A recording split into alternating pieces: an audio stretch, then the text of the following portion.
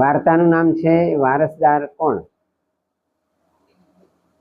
તો એક શેઠ હતા, એના દીકરા હતા અને પછી એના લગ્ન કર્યા. એટલે બધી વહુ આવી, પણ હવે એમાં કોને વહીવટ સોંપવાનો એ કેમ નક્કી થાય? કેમ કે શેઠે તો એટલી બધી મિલકત પૈસા ભેગા કર્યા હતા, યોગ્ય વ્યક્તિના હાથમાં સોંપાય નહીં તો એ બધું ઉડાડી મારે, એવું થાય કે નહીં?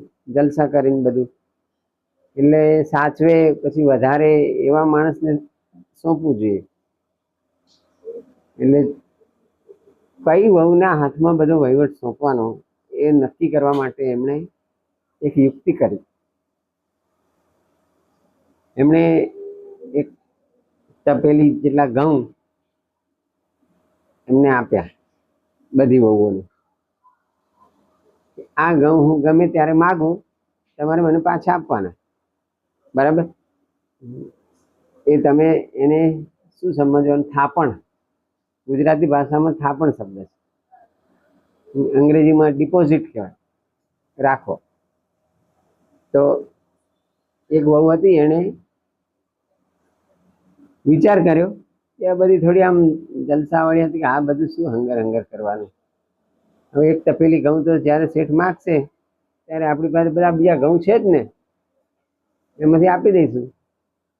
તો એને કંઈ એને બહુ સારા લાગ્યા નહીં, કારણ કે ઘઉંને સાચવવા હોય તો એને બધું દિવેલમાં મોવા પડે, ખબર છે? નહીં તો અંદર જીવડા પડી જાય. એટલે સાચવવા માટે આ બધી માથાકૂટ કરવી પડે, એ બધી કોણ કરે જફા?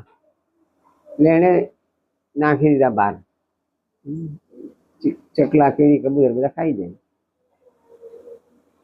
પછી બીજી એક વહુ હતી, એને પણ આ ઘઉં મળ્યા.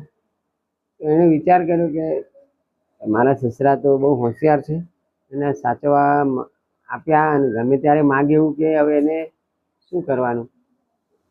એટલે એણે બરાબર પેક કરી વ્યવસ્થિત અને એક તિજોરી હતી ને, એની તિજોરીમાં અંદર સાચવીને મૂકી દીધા.